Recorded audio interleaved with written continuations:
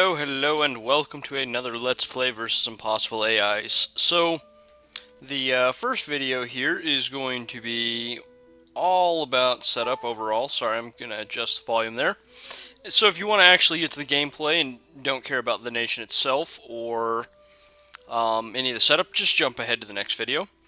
So, little addendum here that I'll go ahead and put is basically my ideas on EA Sauromatia are vastly different than everybody else's, because I think that EA Sauromatia is trash, and everybody else thinks they're pretty good.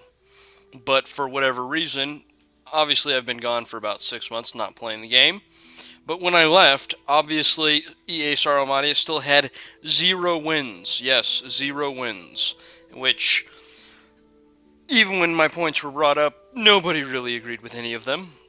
So it's kind of a lot of personal subjective stuff here.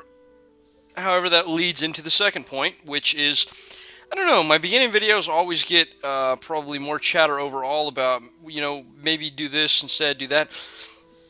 Dominions 4 is an interesting game because it's a, well, I don't know what you want to call it, 4X grand strategy war game, whichever of these categories you choose to pick, but it has second main feature, no matter how you look at it, is sandbox. Generally speaking, man, what is with these graphical glitches I only get in this game? Generally speaking, no other strategy game has the sandbox that Dominions comes up with. Meaning that just because this is the way I run the nation is not necessarily the way your playstyle is. I'm just going to give my honest assessment of things and then go with the build that I feel works best for me. Honestly, you can play it really many different ways, and that's really up to the player itself. And that just happens to tie in from the first. Now, unfortunately, I already did this whole video, and then I realized, oh my god, it's almost an hour and a half. It was like an hour and 27 minutes. So I'm jumping back in to go ahead and do the damn thing again. And I'm going to try to go through it a lot faster this time because that's just too long for an introductory video. Okay, on to mods. Been gone for about 6 months, so might be a little out of date on these, but debug mods always been good. Lets you go ahead and do a great test in the game. Extra in-game spells. Weapons of mass destruction was actually being rolled into that when I quit playing last time. This is going to add a lot more spells to the base game overall, as well as many extra national spells, because a lot of nations really don't have any national spells. Underwater Expanded, probably not a complete requisite anymore after the underwater patches. However, it continues to add interaction between land and water, which is always a good thing. I still believe Yomi's a schizophrenic nation.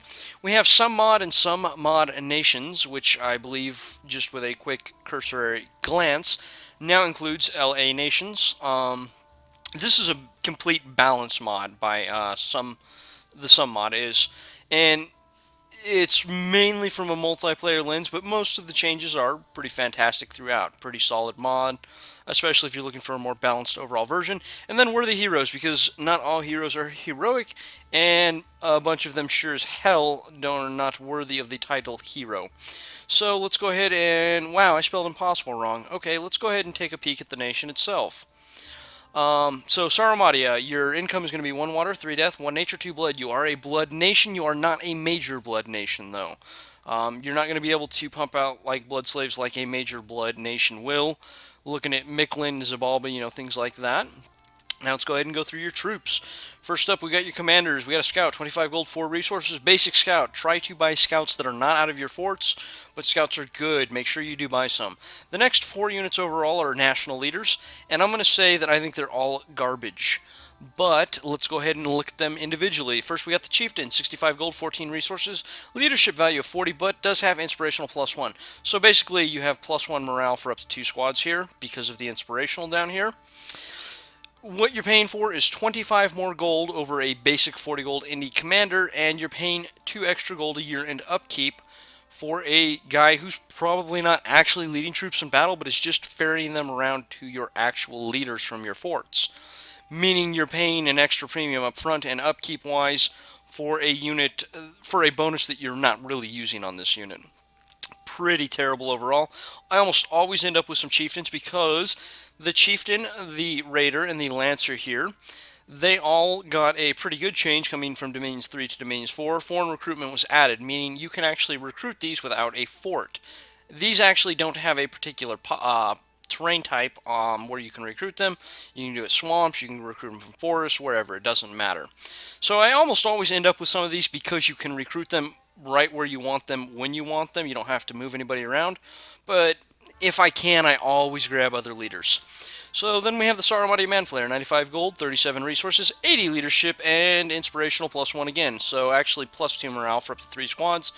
Some of you guys, you have Pillager. Pillager, pretty worthless, so I'm not even going to really discuss it past this point here. You have good mage leadership in the nation. That's why I feel that these units are all garbage. Even if you need good leadership, just get one of your good mages to do it. One of your good leadership mages to do it. Of course, this guy is going to come in about 90 gold cheaper than picking up your cheapest good mage priest leader, the warrior sorceress, but she's a hell of a lot more usable than the Manflayer is. So, next up we have the warrior priestess, 135 gold, 34 resources. Now, again, we're going to be comparing here the warrior priestess to the warrior sorceress. Of course, we haven't seen the warrior sorceress yet, but it really is some terrible parallels here. So, they both have 80 leadership. They are both priest level 1. They are both sacred. So the times you would think that you want to recruit a priestess would be like early in your expansion, in which case you want the cheaper priestess to bless some sacred units. Okay, fair enough. So when you're comparing the price between the two, the other one is the warrior sorceress is going to work out to be 185 gold, 50 cheaper to go ahead and buy a priestess. However, the warrior sorceress comes in at 16 resources, which is 18 resources cheaper. This is a pretty dramatic problem because early in the game, gold is not the limiting factor, resources are. Basically, if you buy this, you're actually cutting out some arrow catchers or some arrow archers to go with your sacreds. Personally, I would really suggest a couple arrow catchers. And that is a pretty big detriment for when you would want to buy this. Okay, so let's look at the next area you would probably want to buy this. Pretty solid stat line, so you want to go ahead and thug it. Okay. Again, you compare it to the warrior sorceress. Now, the warrior sorceress is going to be 50 gold more. However, you have to realize that it actually has a better stat line. Magic resistance is going to be 15, morale is going to be 15, and on top of this, it is going to be a mage that happens to either have the combos of Nature 1, Water 1, Death 1, or Nature 2. And those are all pretty damn solid combos for what you want for a thug anyways. Which means not only is the warrior sorceress happen to be slightly more expensive, but it's better statted, and it comes with magic paths that allow you to buff yourself, and it can already cast, because it is still a priest and sacred, it can still go ahead and bless itself. There's no reason, well, there's not no reason to buy the warrior priestess. That's not completely true. The reason you might want to buy a warrior priestess is because of the way the nation works. You fort spam a lot with this nation, which means you just put forts all over the damn place without labs in them. If you don't want to tie up a laboratory building up a warrior sorceress, you can always actually just have any fort that happens to have a temple already in it produce a warrior priestess instead of a soothsayer that turn. So, not going to call it completely useless, but I will say it's pretty bad. The third problem I have with this is one of the major problems I have with the nation overall, and that would be, although they have some excellent units that can be pretty damn decent thugs, and actually scale really well with a good water bless, the problem to me is very, very simple. The nation does not get the gem income that you would hopefully expect if you were planning to thug, meaning it's really hard to gear out any real number of thugs. We'll actually get into that deeper when we get into the pretender building side of it, but I will go ahead and say that now. I think this nation has a pretty significant problem in that area, and I think it's one of the main Achilles heels here. So next we have the Warrior Queen, probably the most useful of all four, in my opinion. 175 gold, 34 resources, 120 leadership, and it is sacred, so the upkeep's not too bad on it overall as well. You do have 120 leadership mage, but it is cap only, it is slow to recruit, and it comes in just a little under 400 gold.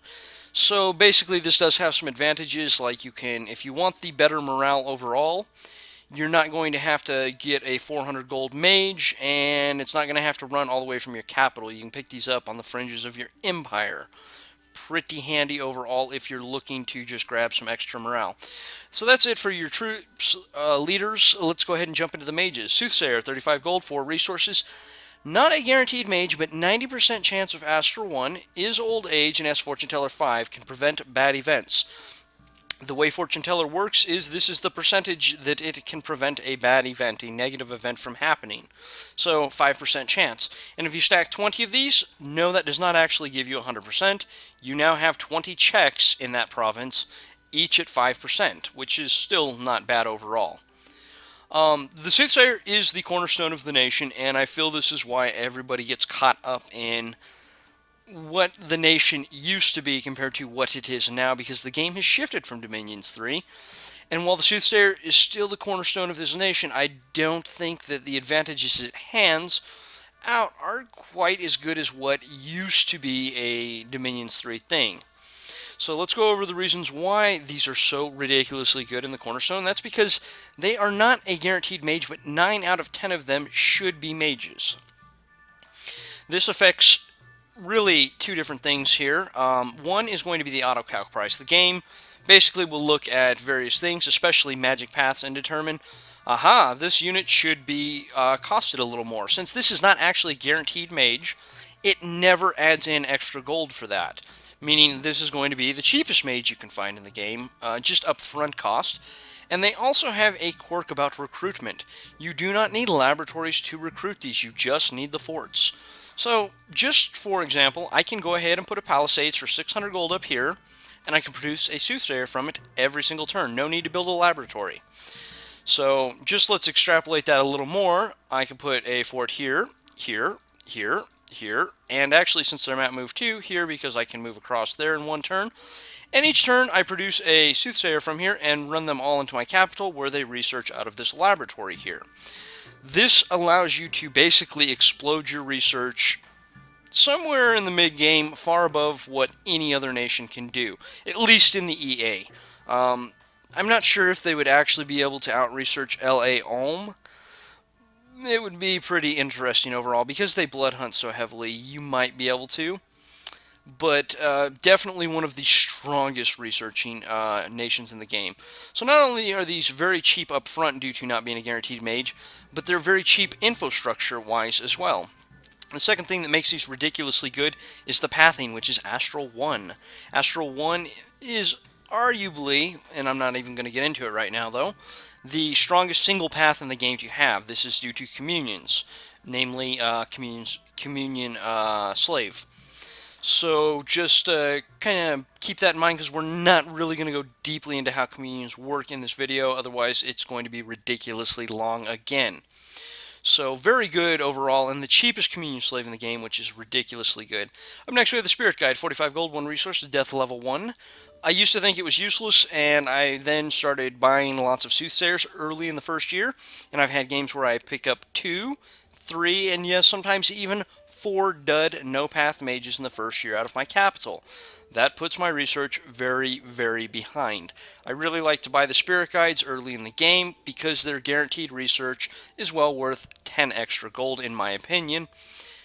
They're not very usable in battle at any point. You'd have to spend gems to make them usable basically. But as long as you understand that the only reason you're buying them is because they can get your research off the ground early, they're worth it.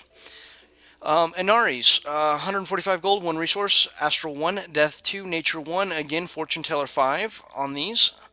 So they can basically do all the Death 2 summon shenanigans that a normal Death 2 mage can do. However, they also have Astral, and this is a communion nation, a big communion nation. That means that these have access to the communions and can access the Death and or Nature side of the magic spectrum to really allow some very cool shenanigans, actually. The main problem I have with the Inari, and it's a huge, huge problem with these units in particular, is they are map move 1. Now, they're your only map move 1 units in the nation, which means you have to know where you wanted them 4 to 6 months ago, because if you don't have them already there, they're not getting there in time. If your plan should happen to change because you get attacked from another direction or something, the Inaris are not going to make a trek across your empire to defend another border. You're just going to have to find other guys to do it and keep your Inari doing whatever you were doing originally, which is a really big detriment. However, I think they're very good on a defensive stance. The Skelly spam especially really can clog up many different strategies from raiders and things like that. Then we have the Warrior Sorceress, the much talked about and highly... I really talked this unit up. So this is the Warrior Sorceress that I really talked up when we were looking at basically all the good national leaders. So 185 gold and 16 resources. We've already kind of went over why the extra gold price is probably well worth purchasing over a priestess at, well, any point in the game. Still has the 80 leadership. It's not going to have the extra +1 morale that like a Sauromatian Manflayer here would, but it's still pretty damn decent at leading troops around all by itself. Beyond that, it is a priest level 1 and is holy. You can see that the stats are better than the warrior priestess all around, and it's got it is a mage as well. It's going to be nature 1 along with either water, death, nature, or blood. Here is your cheapest blood hunter, and yes, only 1 in 4 are blood mages. I think you can kind of see why this is not a major blood nation already, if this is your cheapest option at a blood hunter. They're not terribly effective combat mages, I'm not going to sit here and lie to you, but at the very least you should be able to get up Vine Arrow, and with Nature 1 they can all spam Vine Arrow. I mean, beyond that you can go ahead and thug some of these out if you happen to have the gems. That's going to be, pretty random, whether you have the gems or not. These are just a very solid unit no matter what you want them to do. And they're also going to be your best option to get 2 nature and 1 water for site searching. That's it of your regular leaders. These are cap only, these next 3. So Manflayer, 155 gold, 14 resources, 80 leadership, is sacred, has inspirational +1, so that's actually +2 morale for up to 3 squads. 2 attacks, which has the light lance, which has the charge bonus, and the poisonous bite, which does 20 fatigue damage. This is a pretty solid unit. I always want to do a few in-army thugs of the Manflayers, and I always realize I don't have the damn gems for it. And when I do have the gems, I actually throw them on my pretty damn good warrior sorceresses and let them go to town and play around instead of the Manflayer. So, not a terribly useful unit overall. And then we have the Hydra Tamer, 25 gold, 10 resources, leadership value of 10, so that's actually -1 for up to 1 squad. Now, it does come with poison resistant 15, and you do have some Hydras that you probably shouldn't combo this with, but that's the point of it. And the Swamp Survival and Beastmaster, so they give +2. Animals have increased morale, +2. So just for reference, if you add 2 to this, that's going to take you to +1 for up to 1 squad and only 10 units. Let's just do a cursory glance. +1 at 40, +2 at 80, +1 at 80, +2 at 120, +1 at 80, +2 at 120. So this guy is very average at leading a very small number of specialty troops. That's not going to cut it. It's a very, very useless unit, and not only he falls into this category, but many of these specialty leaders actually fall into this category. If he's going to only be able to lead 10 troops, this bonus right here, as far as specialty, needs to be exceptional. And that's just not the way it works within this game. These numbers just need to be higher. If this was like +5, I might consider it in some situations. I know that's extreme. But he's only going to be able to lead 10. He better be damn good at those 10 troops he's leading around. As it currently stands, though, useless. Witch King, 395 gold, 13 resources, is slow to recruit, so you can only get 1 every other turn. They do have a leadership value of 120, though, and they are mages. Death 3, Nature 1, Blood 1, and the combo that we've already seen on the Warrior Sorceress. No new paths here. So, I do not find the Witch Kings to be particularly useful. I don't consider them useless. I just consider them completely unneeded for the nation. If I didn't buy a Witch King in this game at all, it's really not going to affect the game at all. I'd really like to get my hands on a Death 4 version, and that's it. If I can happen to buy that and pick one up pretty easy, I'll probably do it. In fact, I'll probably make one or two of these in the game overall. Wouldn't expect any more out of me. And this goes completely against what everybody else thinks. But let's just look at the various things here. Okay, so you've got a pretty solid stat line. You do have Fear 8 and you are Sacred. So you go, okay, maybe Thug SC. You know, he's especially got some good paths when you start looking at it through this lens. Okay, let's look at it like a Thug. The point of a Thug is to cause as much chaos and destruction as cheap as you can, and basically say, well, it's disposable and my opponent's going to have to throw more resources into stopping it than what I spent in making it. This is neither a throwaway unit, and for an opponent to have to throw more resources into stopping it, that's going to be pretty hard. It's a 400 gold unit, and it takes 2 cap-only turns. That's not insignificant in any way, shape, or form. Okay, so it's too expensive to be a Thug. How about an SC? It's only got 14 hit points. So let's just even say we go with a Nature 9 Bless here, and he gets plus 8 hit points. That brings him up to 22. That's just too frail to be a SC. SC should be able to layer the defenses and even have enough hit points for when the occasional damage does come through. It's not going to be able to kill it very easily. Your opponent should have a very hard time killing an SC. And that's just, again, not the case. It's too expensive to be a Thug and too frail to be an SC. You know, feel free, because the paths on it are great in either regard. But I just feel that it has a very big weakness if you try to move in that direction with this unit. But I think it's a fairly useless unit overall. And the reason why is communions. Basically, in battle, all of your mages do a seance, and it increases the power of some of them, and some of them are slaves. Which means these higher paths don't matter when it comes to battle magic. You can basically communion up a Death 3 mage from an Inari with literally 2 communion slaves. That's right, 2 communion slaves. If you want to go ahead and grab a Death 4 version for battle, it's going to take you 4 communion slaves. Not a big deal at all to get that. It does come with some usefulness, though. Let me not say that this thing is completely useless. One, if you want to go ahead and communion, there are 3 ways to join a communion. Communion Master, Communion Slave, those are astral spells.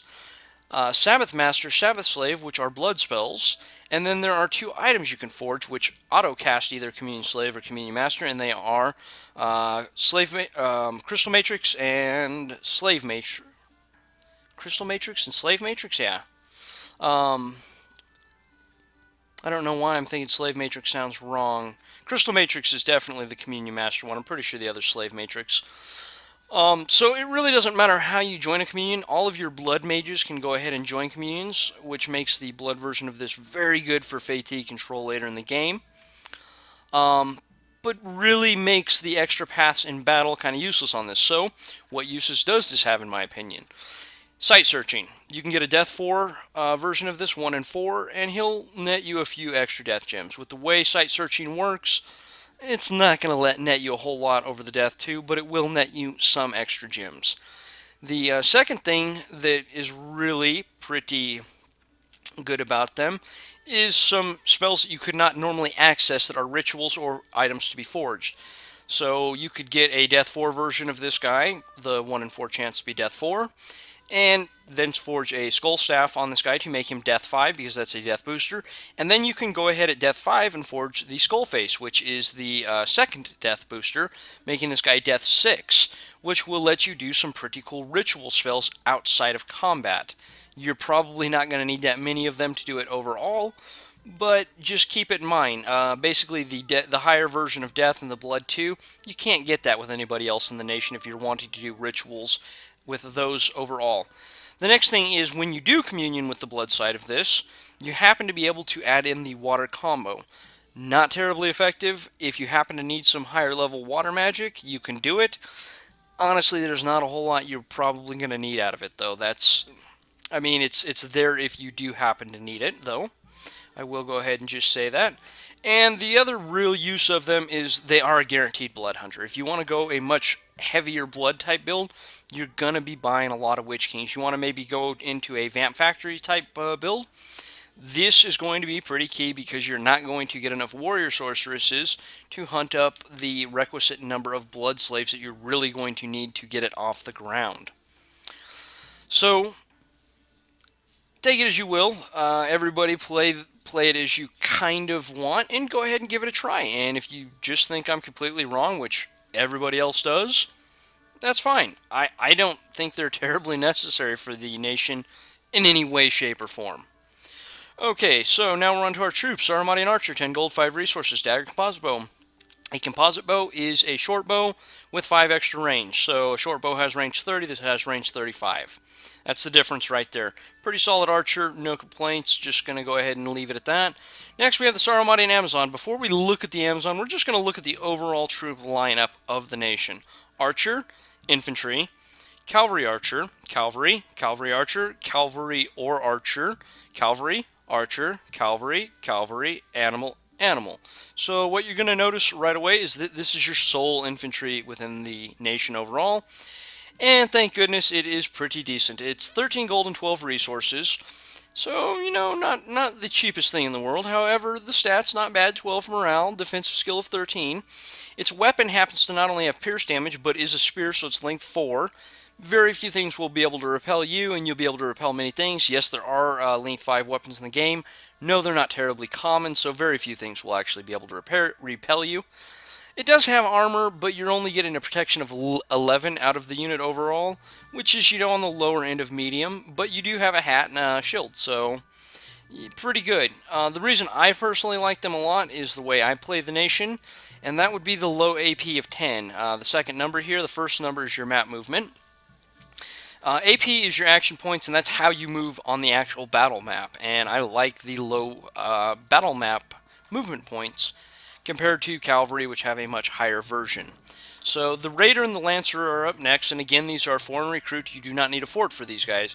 So 20 gold, 12 resources, spear, composite bow. It is a 20 gold archer, which is pretty expensive.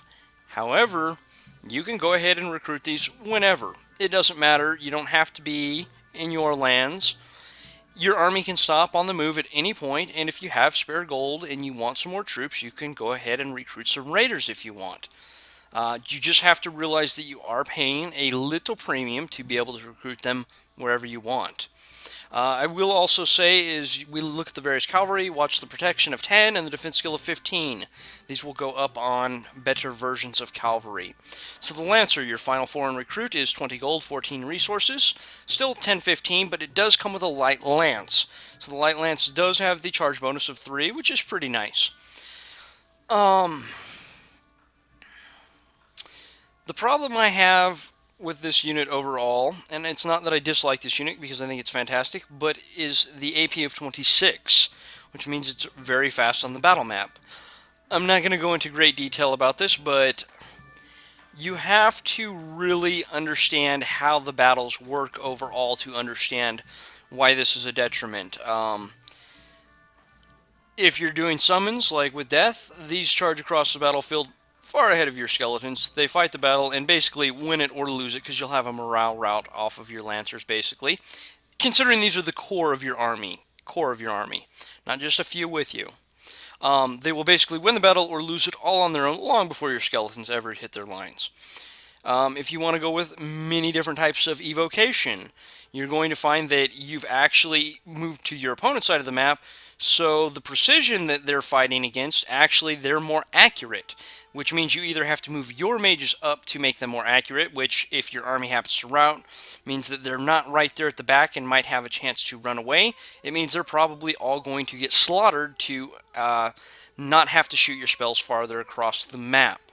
Also, by moving into your opponent's range like that, you're actually increasing the number of spells he can cast on some of these short distance type spells, while you're kind of more limited to more of the long range stuff, or again scooting your guys way farther forward than what you probably want to. If you happen to have a lost battle, you want your mages to escape, trust me.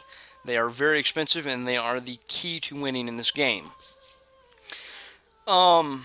I'm not saying you can't use them as the core armies, but you have to understand you're probably going to be looking at a very deep Tham build, because you're going to be wanting the heavy astral casting side of the nation, which is like 100 precision, 100 range, so it can hit the whole battlefield and it is an automatic hit.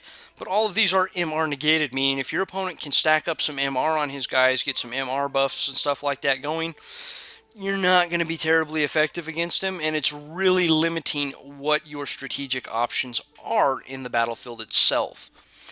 Not completely making it to where you have no options. The other option is go like a heavy alt type build and get some wooden warriors up on these guys, get them some better protection, things like that. Now, that's not to say I think cavalry is useless, because that's not at all what I think. I think they have two very fantastic and very niche purposes in this game. One is you put them at the top side or the bottom side of a battle map, and you tell them, attack rear. Your opponent has one and one choice only. I put something in front of his cavalry on the top and bottom, because I'm not sure which side they're going to be on. Because if I don't, there's a chance that cavalry is going to charge all the way around into my mages and archers and just slaughter them wholesale. They are very, very good at that. That's what they're excellent at. And thankfully, the Lancer happens to have a very reasonable price tag of 20 gold and 14 resources, meaning they're pretty damn expendable. If you lose a bunch of Lancers because he puts something in your way, it's not a big deal, and you don't even need to recruit these out of forts. The second thing they're very good at is alpha strikes. Basically, your opponent's going to line up a bunch of stuff to bog you down in front of you, and these should be able to clear the chaff, so hopefully that your mages are not casting a bunch of spells at some very worthless chaff sitting at the front of the line. Instead, they're casting it on the much more valuable targets that are generally behind them. Archers, same thing. They should be firing at the more valuable targets, because hopefully these guys basically wipe out whatever front chaff line they have there overall. So, while I believe they have two very good uses, I do not think they make good corps and armies. At least with the type of magic this nation has, you can make it work. I don't find it particularly effective, but I'll kind of leave each their own idea on that. So up next we have the Sauromatian Raider. We've taken the Raider, we've added Sauromatian to it, and what do we get? We're up to 25 gold over the 20, and now 18 resources. And it still just has a Spirit Composite Bow. So, whereas the Raider costs 20 gold, and at least you could recruit it while not being in a fort, this does not have that, and it's more expensive. However, you will notice that the protection has gone up from 10 to 14 on these versions. They do have some better armor. Defense skill still at 15 here. Too expensive for an archer. The other one at least has the ability, the Raider here, to just be purchased wherever you want, whenever you want. And then you have the Sauromatian Lancer, 25 gold, 23 resources. Again, 14 protection, 15 defense. Now this has a light lance, so shock troop, right? Composite bow, archer. That's not a good combination into how the game mechanics mesh overall, because you can't take advantage of both weapons. So you're paying for something you're not using on this unit, which is a little sad to me, because I really like kind of a medium-level infantry here with the Sauromatian Lancer, but I really, even though it's not very expensive resource-wise, I just hate paying the extra resources for something I'm not going to use. I consider him to be, again, fairly worthless. And then we have the Sauromatian Cataphract, 35 gold, 34 resources. We still have the 14 protection, but we've moved up to 18 defense at this point. Now, this does have 3 attacks. You've got the Lance, which is only usable once per battle, but it's got the 6 charge bonus on the first strike there. And it's still got 2 attacks afterwards. The Cataphracts are a fantastic unit. The only problem they have, really, is a resource cost of 34, meaning even at production 3, you're never going to be able to spam these guys at any point during the game. If you could happen to get 10 or 20 of them, a dozen and a half, something like that, they're pretty dang fantastic at the flanking maneuvers, though, because whatever your opponent's going to throw in front of them, it better be fairly solid, because these will chew through any chaff he just tries to throw in front of your cavalry and say, "Ha-ha, you can't get through this chaff line fast enough." Well, the Cataphracts can get through the chaff line fast enough if they don't put something fairly durable there, and their chances of putting anything other than elite troops in here and really dealing any serious damage to these is pretty minimal. Really, really minimal, actually. Meaning, basically, you need some elite troops to block your sides, which are then not holding the center of the line, or you're going to need some mage support to help take these damn things out so they don't get into your back lines. Fantastic unit. I will say a lot of people like to say they expand with these. I don't understand how. I really don't. I ran all my expansion tests many times, and recruiting two of these a turn in no way at all compares with. If you go production 3, you can get, I think, 3 of these on the first turn. But that's never going to be able to compare with recruiting at production 1, in my opinion, 5.5 Oreopata of your Sacred Cavalry. It's just not. I don't understand where they get their numbers from because I ran the tests over and over again. And you're going to need really, really good connections to your capital with very high provinces, resources in these provinces, just to be able to recruit 6 or 7 of those a turn, and that's pushing it. So very solid unit, but very hard to mass. Now that is the end of the overall troop lineup. The rest of this is cap only. So this kind of leads into what I think the second problem this nation has as a main Achilles heel is their troops are not very good. Or many of them are very niche, I should say. So let's say you want some chaff. This is your chaff unit, Sauromatia and Amazon. That's pretty damn expensive for a chaff unit, let's be honest. Or it's not pretty damn, it is slightly expensive for a chaff unit. Okay. So you want heavy infantry, Sauromatia and Amazon. You want some medium infantry, Sauromatia and Amazon. I mean, that's just the way it goes. I really am not going to go into it too much more. If you really want to go a very alt and thaumaturgy heavy type build to really do a core cavalry build, you can go for it. I did not find it particularly effective, and I really don't think cavalry just scales all that well. You have to work around them too much to really make them good. So now into the cap only stuff. First up we have the Antifag Archer. 15 gold, 6 resources, so 5 extra gold and 1 extra resource compared to a regular archer. And what do you get for that? Wake Poison, secondary effect. Again, this is going to be a Dominions 3 to Dominions 4 change that has actually harmed the nation. But it used to be, if this damage was stopped by the armor, it didn't matter, they still got poisoned, which was pretty sweet. That's not how it works in Dominions 4 anymore. If this actually doesn't deal any damage to the unit, their armor completely stops it, they don't get hit by this secondary effect anymore. Which means that you proc the poison way, way less.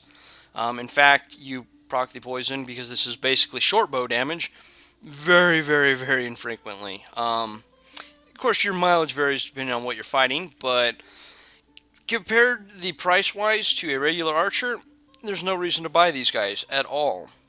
The damage value should really be upped on the poison bow, in my opinion, a little bit.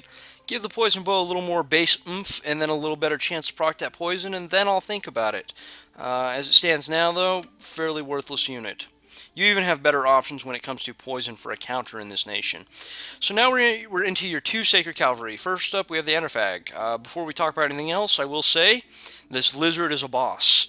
If the rider should happen to die in the battle, the lizard is still blessed and continues to fight, meaning these hit points slightly misconstrued a little bit, because when the rider dies, the lizard lives on and continues to fight. At the end of the battle, you're not, poof, suddenly going to have a magically new rider to stick on the lizard. The unit's still dead, but you could still get a little bit of combat effectiveness out of it even when the unit dies in battle the first time. So the stats here, are, especially hit points is what I'm looking at, are a little higher than what you would actually think. So this unit's going to cost 70 gold and 14 resources. It is sacred. It has 2 attacks, the Light Lance and the Poisonous Bite. The Poisonous Bite is, again, going to be the fatigue damage. Pretty damn nice overall. It's got various stats here, but the 3 we really want to pay attention to is going to be the hit points, protection, and defense skill. So this version scales better with a nature. If you're going single major bless, a nature 9 bless is going to scale better with the Antifag, because a nature 9 bless is going to give you plus 8 hit points and jump you up to 21, and then when you start regenning 10% every turn, it actually rounds up to 30 hit points, or 3 hit points per turn. Pretty solid deal. Then we come over here to the Oreopata, and we're just going to look at those same stats first. You add 8 hit points to 11, and what you're going to end up with is 19. Of course, it still rounds up, but that only rounds up to 20, or it's regenning 2 hit points a turn. It's a pretty significant change in the amount of regen the units have, the 2 to 3 there. Beyond that, though, this unit comes with 2 extra protection, so especially in the early age where short bows are basically everywhere, You're able to shrug off arrow fire a little bit better, actually quite a bit better, so that you really don't need the Nature 9 as much. And the defense skill of 18 means you're actually one higher. And as you keep going higher and higher on the defense skill, it just becomes ridiculously hard to hit units. A extra 1 defense skill here means that a Water 9 Bless on the 2 would be 22 here versus 21 on the Androphag.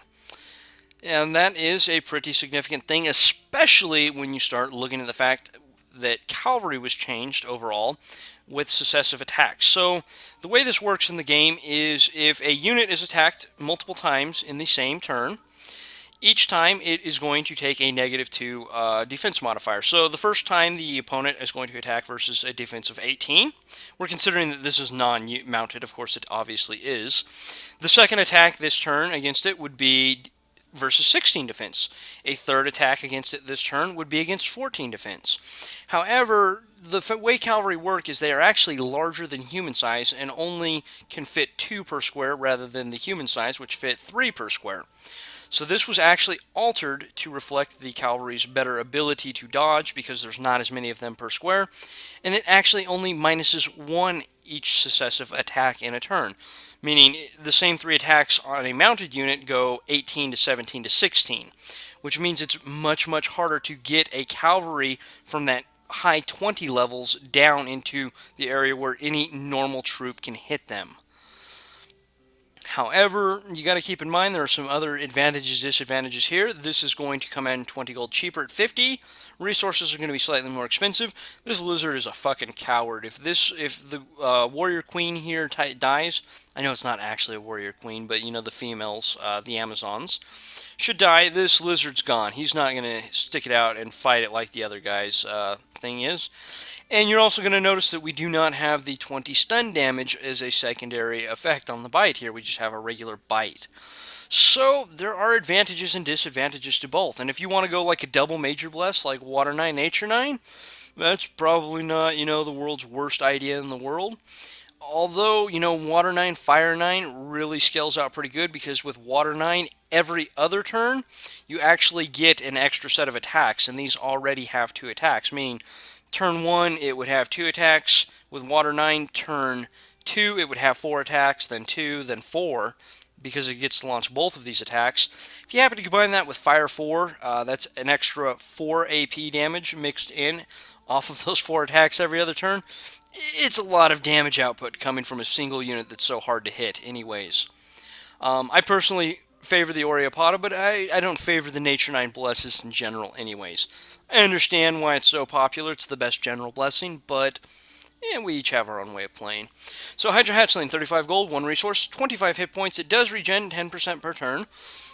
Its protection, unfortunately, is a paper bag at 4. Its defense skill is slightly average, or below average at 9.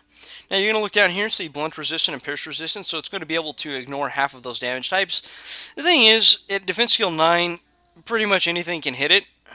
And with a defense skill or a protection skill of 4, even if you're removing half the damage from their attack, it's still going to hit it pretty damn good. It's not a good combination overall, in my opinion. The magic resistance is pretty decent at 12. The morale's not very good, and this is the major sticking point for me at 10.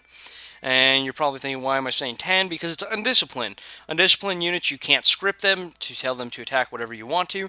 And beyond that, they're always in the skirmish formation, which automatically hands out -1 morale.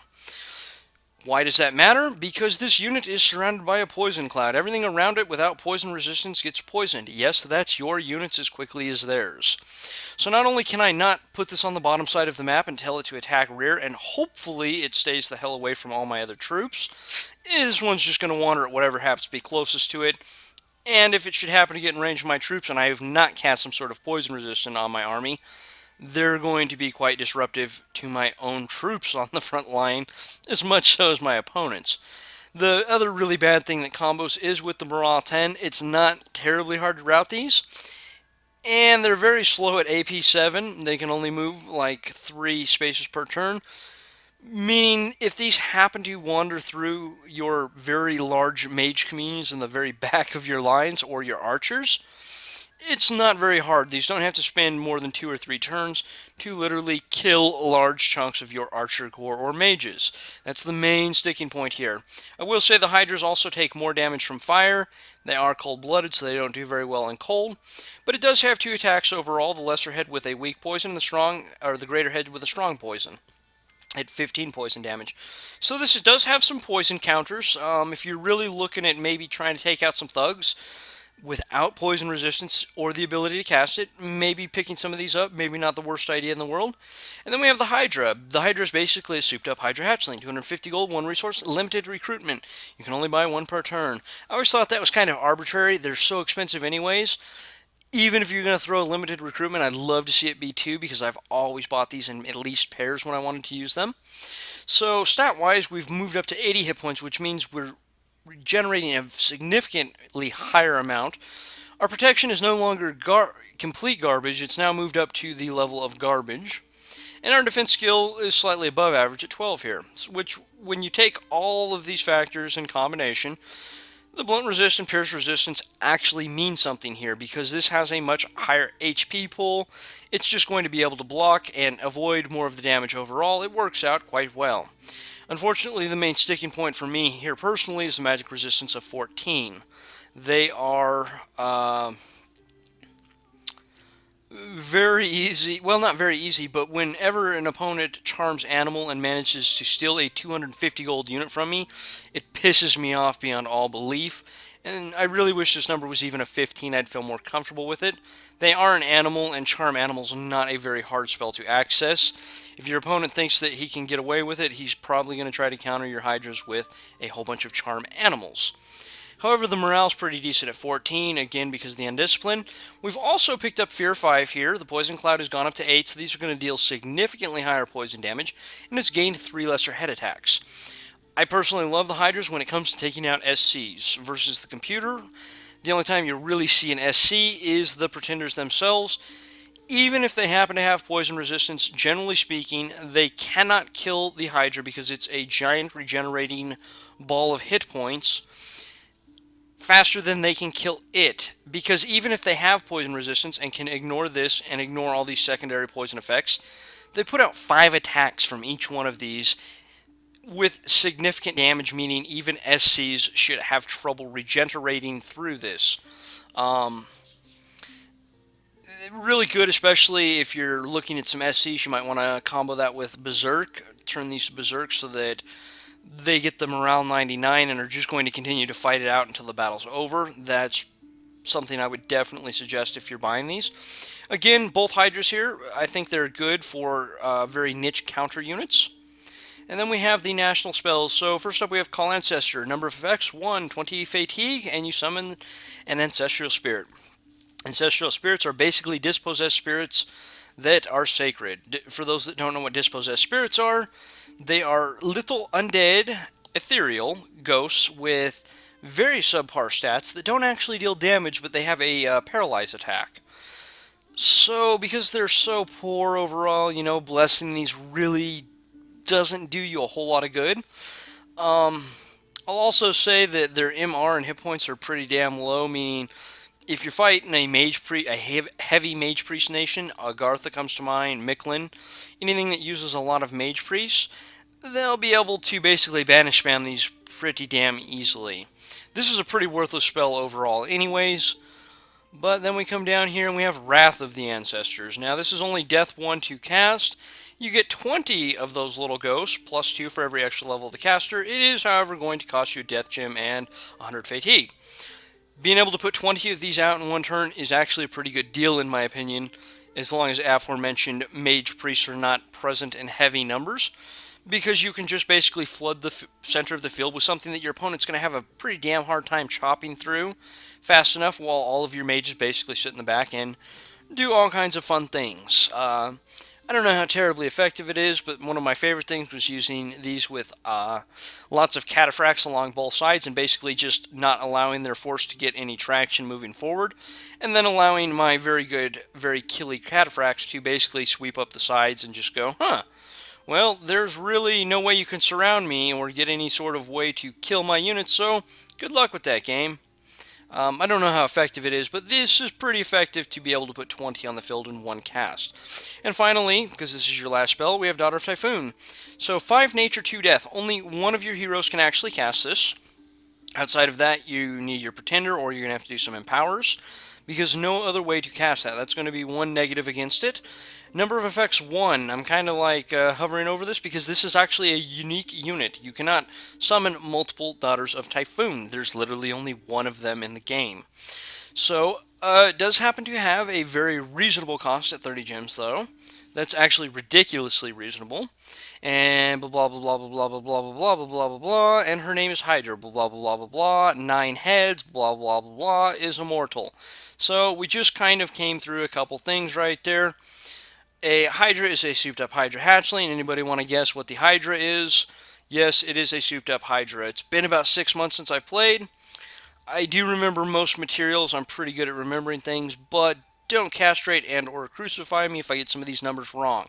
Hit points 220, protection 12, MR 18, morale 18. Don't remember any of those. Fear goes up to 8, poison cloud goes up to 12. It gains 4 more lesser head attacks. It loses the undisciplined trait, and it gains the immortal trait. And the immortal trait is ridiculously good. What immortal means is if the unit should happen to die and you have a white candle in the province, it doesn't actually die. It just goes right back to your capital, and immortal units automatically clear afflictions from themselves. And it doesn't matter how far away from your capital it is.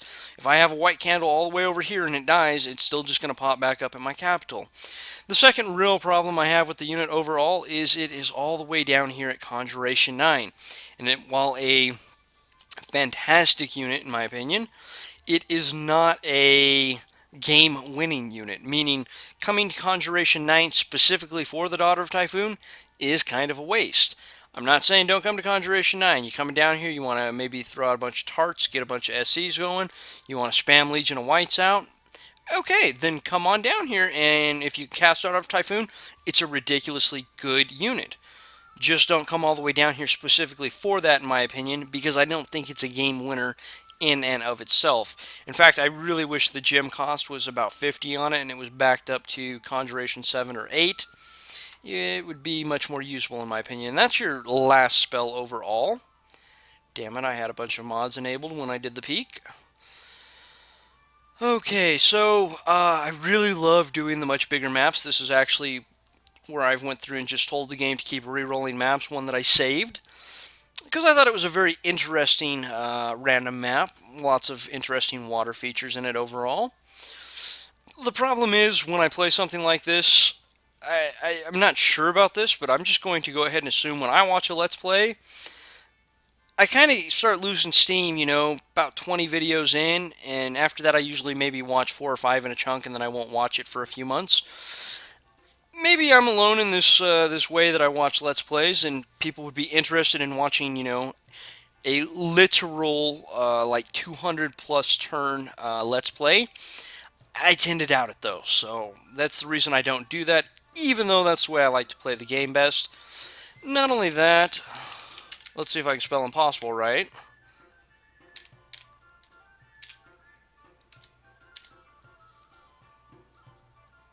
You know what? I can't even think right now. It's kind of hurting me because I literally already went through and just did all this, so... anyways, where was my train of thought? By doing it with just a very small map like this and just 4 opponents, I can literally jump in and knock out a Let's Play in 1 or 2 days. And I think that makes it more digestible for those that are watching it as well, because it just doesn't carry on, which I really like that about this game, because I can sit around and think about my turns for a long time, and I can have multiple wars going and have all kinds of crazy magic and stuff going on. I don't know how interesting that is to watch, where I script, multiple armies. Spend a half hour scripting literally every video. I'd really have to actually start doing some cuts and stuff within my videos. So, yeah, and I'm really lazy. I don't want to do any post-editing. I just want to record it. So, lots and lots of forms. You have many choices here. I'm really not going to get into it, minus I will say you have Irmisil, who happens to be the best Nature 9 Blessed Chasis in the game. So that's always a standout to mention when a nation has it. However, Lots of choices here. I'm not going to go through many of them, but you can basically pick whatever you want as a archetype, and you have it there. Um, so let's go ahead and go through your magic. First off, we're going to look at recruiting along with random traits, what your overall magic is within the nation, and this is it right here. This is not counted in boosters, of course, but this is what your mages early in the game can site search, and this is where I think the major problem comes with myself playing the nation a whole lot overall, and my lack of thugging with it, because you just don't have enough gems to really do anything. The way site searching works in the game is, I don't recall the exact numbers. Again, don't crucify me, guys, or castrate me. You know, go ahead and crucify me, but don't castrate me. The way it works, and these numbers are probably slightly off because I'm just doing them out of memory, is a 1 in a path will let you search for magic sites. Each magic site has a corresponding 1 to 4 value. 4 is the highest. And what you're going to find out of those is, at 1, you should generally find 40% of the 40 or 50% of the magical sites. So you're only going to find about half the potential sites that are hidden in the game. At a path of 2, you're actually going to find, I don't remember, 80 or 85% of the sites in the game, which is the large majority of them. When you actually go up to 3, you're only jumping up to, I think, like 90 to 95%. So you're only gaining like plus 10% for that extra level. And you're gaining something like 5% for the 4th one. And it's not that the really cool sites are hidden under 3 and 4 paths either. A lot of the really cool sites are actually hidden underneath at the 1 and 2s, believe it or not. However, this really does lead to the fact that you're not going to find most of the water sites, you're not going to find most of the astral sites, there aren't really many blood sites, so basically the gem types you end up with in any real number are nature and death. So with this in mind, if you happen to be able to, grab something like that on your pretender, 2 astral, 2 water, maybe not the world's worst idea in the world. Of course, if you're going to count in boosters, which I guess we can just go ahead and do, you can get these paths these paths with the nation right here. You're going to need construction 6 for the water bracelet, Thistle Mace's construction 4, and Skullface and Skullstaff construction 4 and 6 respectively. Other standout paths are going to be basically Nature 9 for reasons already discussed because of Bless. There's also a lot of really good Nature 9 globals. Water 9 because of Water 9 Bless. Vengeful Water used to be the way I loved to play this nation. Unfortunately, it's not nearly as good as it was at one point. I would highly suggest maybe looking at the Water 4 at the very least. I personally, run your own expansion tests, see what you think. But I think Water 4 Oreopata are the best expansion you're going to get with the nation entirely, by a long shot. Other than that, standouts are going to be the Crystal Matrix. This lets you auto-join as Communion Master on the first, before the battle's even started. The game just auto-casts it when the battle starts. Pretty damn handy for getting some first turn spells off if you know what you're doing with it. We have the Crystal Coin. This is going to be one of the Astral boosters. It goes in a miscellaneous slot. At Astral 2, you're going to have the Starshine Skullcap, the second Astral booster, which goes in the head slot. At Astral 5, you are going to have the Banner of the Northern Stars, this Autocast Light of the Northern Stars. Ridiculously good item for a Astral heavy nation with a lot of Astral 1 guys in it overall. Honestly, you probably get a lot of use with a lot of Astral 2 guys out of it too. And Astral 6, and I'm going to absolutely butcher this name, so I'm not even going to try to pronounce it. You have a item at Construction 8 called the Sword of Aguminlar. So it's like Aguminlar or something like that. I'm just going to keep pronouncing it really weird because I don't actually know how to pronounce it. And what is so important about this item is it is Construction 8, so it's a unique item and there's only one of them in the game. However, it autocasts Will of the Fates at the start of the battle before any turns are taken. Basically, with the way Communion Nations work, is you make big death balls of mages. Lots and lots of mages to make massive communions. That's the way they work. Opponents, especially those with access to Rain of Stones, which is a ridiculous number of new nations in this game overall, especially in multiplayer, you really, really should think about being able to access Astral 6. I mean, it's very important. What they'll do is they'll basically put a single mage who can cast Rain of Stones in a province, and if you attack it before your turn comes, because the defender always gets to go first, he's going to cast Rain of Stones. It is going to wipe out your entire death ball, hundreds of mages dead in a single cast. And he's going to laugh because the amount of gold he just traded for all of your mages, along with 4 turns, is ridiculously in his favor. The sole way you can counter this is not attack said unit, or get your hands on the Sword of Aguminlar, because it autocasts a spell that is going to let all of your units not actually die once in the battle, meaning they will all survive the first Rain of Stone casting, and then you will turn around and just destroy him. You still got to be careful here, because a very smart opponent might try to set up 2 or 3 of these. It's kind of hard because the Rain of Stone should wipe out the other casters as well. You just kind of have to know what nation you're playing with overall there. And the thing is, you don't have to go for like Astral 5 for the Banner of Command, or Banner of the Northern Star, excuse me. Banner of Command, I'm too many different games. So basically, right here, I can do the Starshine Skull Cap. I can put it on her head. Boom, now I can do the Crystal Coin. I can put that in one of her miscellaneous slots. That will give her +2 to Astral Magic. She can now access the Banner of the Northern Star. So basically, Dominion, you're always going to want 6. That's kind of a community enforced thing, because whatever the community basically always goes with, you don't want to be at a disadvantage either point-wise or Dominion-wise. You don't want their Dominion to literally walk over yours by being a ridiculously lower number, but at the same time, you generally don't want to throw a bunch of your extra design points into something where you'll basically just be holding out. Now, I'm not saying don't go higher or lower. In the case of this nation, you can always go with ridiculously good skills and say, okay, you know, I want a little more Dominion so that I push a little harder, and I'll have Dominion in all of my area, because I'll have a slight advantage in the Dominion category over my opponents.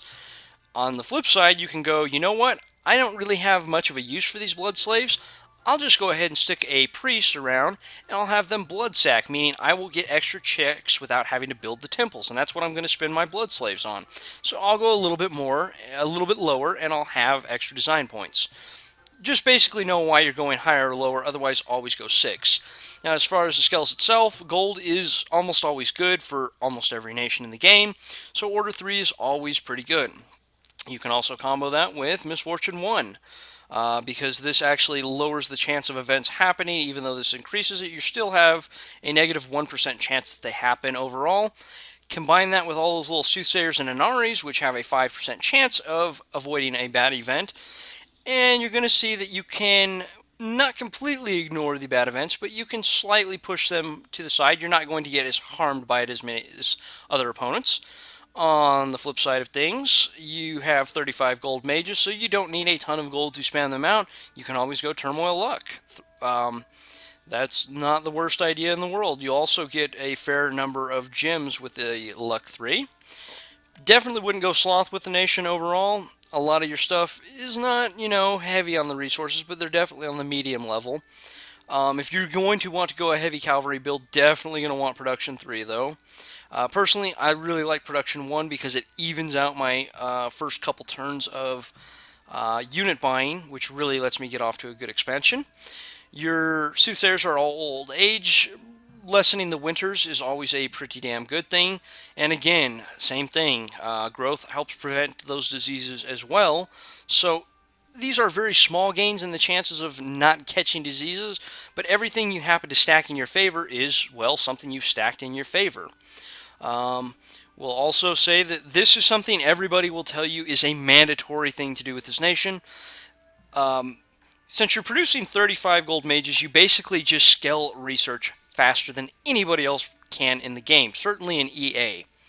I don't know, maybe Pangea can rock it pretty heavily. Well, I'm not actually going to get into this too heavily.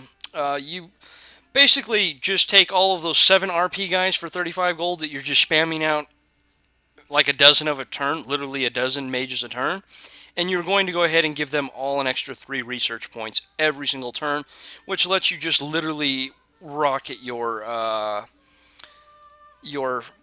research so far ahead of everybody else that it's just insane.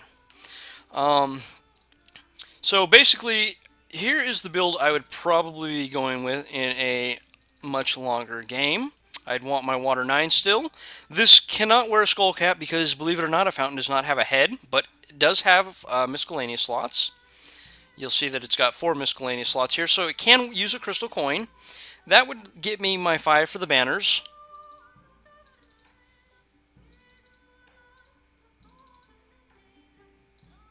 Basically, this would probably be my build if I was going on a much larger map than what I am. It scales better into the late game, it gives me some other options, and it still gives me everything that I want with the nation overall. Um, that would be the direction I would go, and I would almost certainly have to empower, and I would for the sword at some point. But that's something where in a larger game I know I'm going to have time to do, and gems if I don't get wiped out early on to eventually do. However, being that this is a much smaller game, I'm going to be going with the Vala of the Bountiful Forest. She's a water nature mage, and she does have gem generator. She's going to give me a nature and water gem each and every turn she's in play, which is pretty damn handy overall. So I've got really 3 builds that I like to mess around with her overall. And we're going to look at it. We'll basically say this is core right here, because this is the core.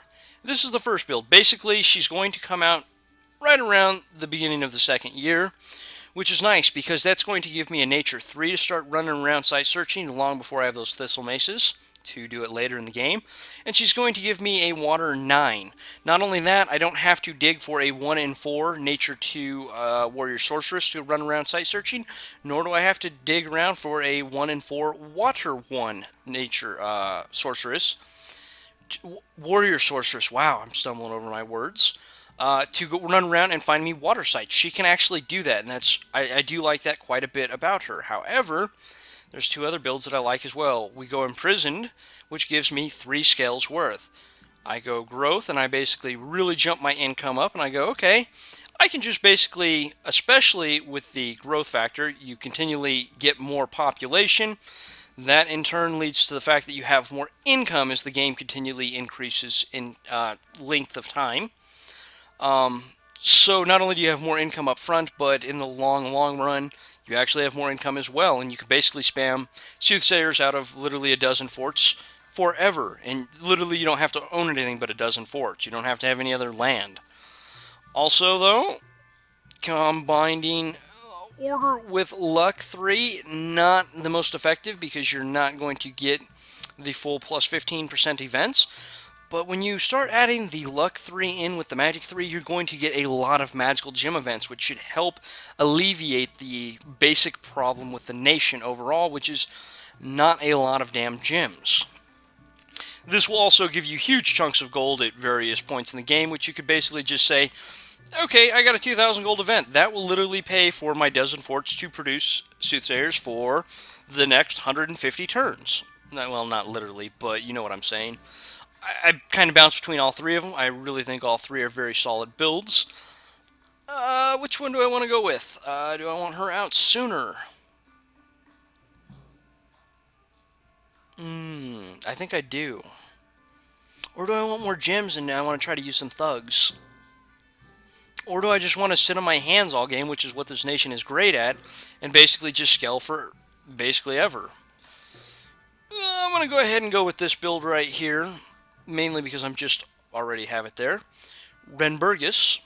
That's a bit of an odd name. Sounds more like a guy's name, too. So, the rules, I'm going to turn the random events to common. And generally, if you're playing multiplayer, they're always going to be set to common. If you're just playing single player and you want to take some misfortune skills, flipping it over to rare, maybe not the worst idea because you're not going to get hit by as many negative events. Story events disabled, I really like them in the bigger games, but I don't want anything too disruptive, like suddenly the demons are trying to invade the world. Score graphs, I figure, are completely cheating. For thrones, we're going to do 2 points per player and a 2/3 victory condition. So 2/3 victory conditions between 6 and 7. We'll call 6. So if I can get all the level 1 thrones, that should actually count. It does kind of suck when you get 2 of these and then you only need 2 more. It does make that part of the game a little bit slower. The reason I think the score graphs are ridiculously cheating, it's very easy to see on these smaller maps, is you don't have to use scouts to figure out what the hell is going on in the world. You basically open up the score graph and you can go, okay, here is, say, Kaliza's line, and wow, Kaliza this turn jumped up 2 provinces. That's weird. We're pretty late in the game. There's no Indie provinces. So who just managed to lose 2 provinces? Oh, wow, this mirrors on the graph Tai and Chi. Okay, so they're probably fighting. Let's just go ahead and just give it another turn. Next turn, oh wow, Tai and Chi gained 1 province. Oh my god, Kaliza lost one. I mean, it completely removes scouts from the game. I don't know how anybody would not consider it cheating. Um, On the bigger maps, I will say it might be a little harder to see when there's like literally 30 different people. You have to start turning people off and kind of have some idea who's neighbors with who in order to figure it out, but it's still pretty damn easy to figure it out. Anyways, hopefully this is much better, because truth is, even if this is an hour and a half again, I'm not going to do it a third time because I'm lazy like that. So thanks for watching, and I'll see you next time.